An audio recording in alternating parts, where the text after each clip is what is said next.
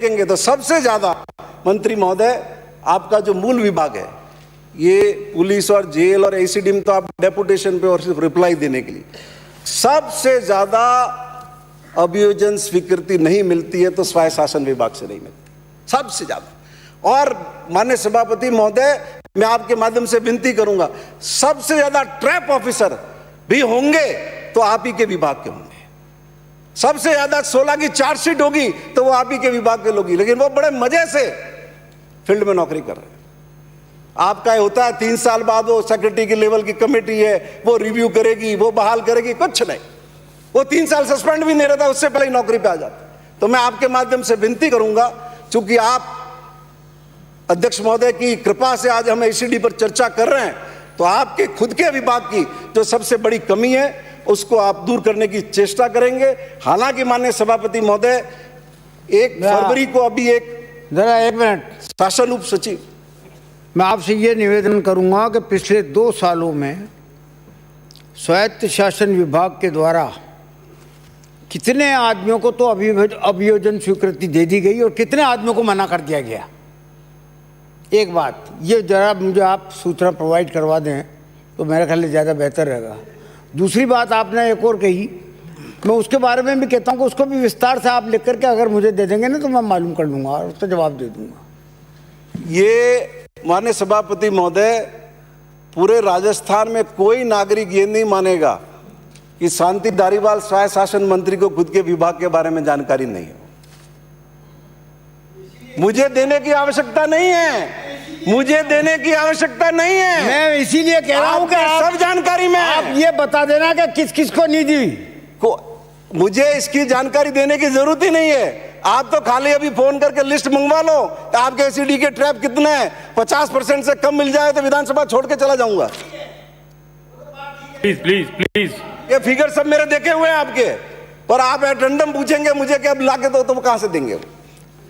अभी ये जो कमेटी बनाई है एक प्रशासन उप सचिव के दस्तखत से 1 फरवरी को, कि मुख्य सतर्कता आयुक्त को प्रेषित अनावश्यक प्रकरणों की समीक्षा हेतु माननीय राज्यपाल महोदय की आज्ञा से निम्नांकित अधिकारियों की एक स्टेट लेवल की कमेटी एसीडी के मैटर्स की समीक्षा के लिए गठित की जाती है, जिसमें आपने शासन सचिव गृह, एसीडी के डीजी, डीएलवी और ज्वाइंट सेक्रेटरी ग्रामीण विकास कार्य, ये सब आपने फिर एक कोशिश की है।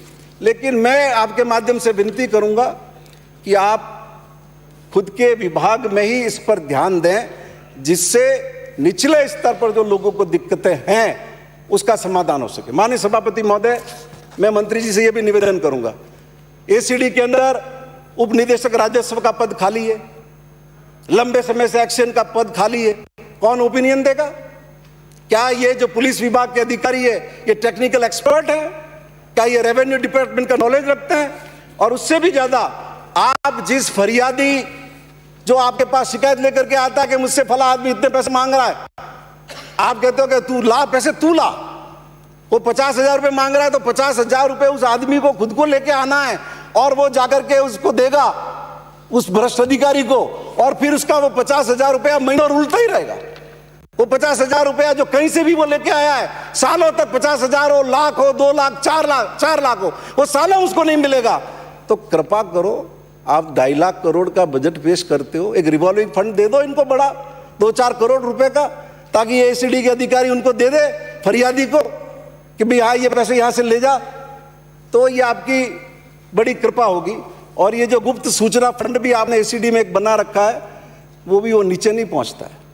वो नीचे डिप्टी लेवल का आदमी, थानेदार लेवल का आदमी, वो जब ये मुकदमे को बनाने की कोशिश करता है, कभी गाड़ी देके बेचता है, कभी किसी को खाना खिलाता, क्या करता है, वो गुप्त सूचना फंड का पैसा उसको नहीं मिलता, वो जेब से ही भरता है वो।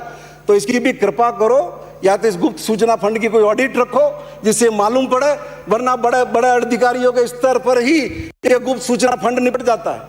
और इसके अलावा भी मैं विनती करूंगा आपसे कि प्रोसिक्यूशन में भी आप 2-4 अधिकारी अपने यहां रखो।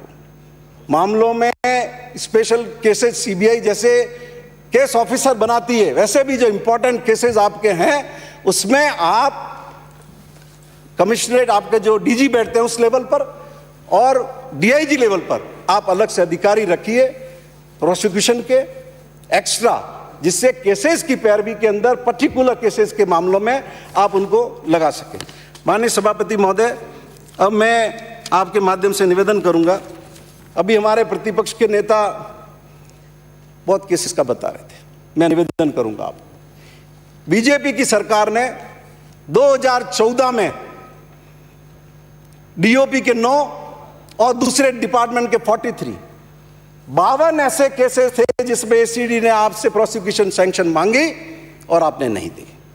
2015 में अदर डिपार्टमेंट्स के 45 और डीओपी के 69 केसेस ऐसे थे जिसमें आपने प्रोसिक्यूशन सैंक्शन एसीडी को नहीं दी। 2016 में माननीय सभापति महोदय अदर डिपार्टमेंट्स के 59 और डीओपी के 68 केसेस ऐसे थे जिसमें एंटी करप्शन डिपार्टमेंट में प्रोसिक्यूशन सैंक्शन मांगी और बीजेपी की गवर्नमेंट ने नहीं दी। 2017 में अदर डिपार्टमेंट के 23 और डीओपी के 26 केसेस ऐसे थे जिसमें वसुंधरा की सरकार ने एंटी करप्शन डिपार्टमेंट को अभियोजन स्वीकृति नहीं दी।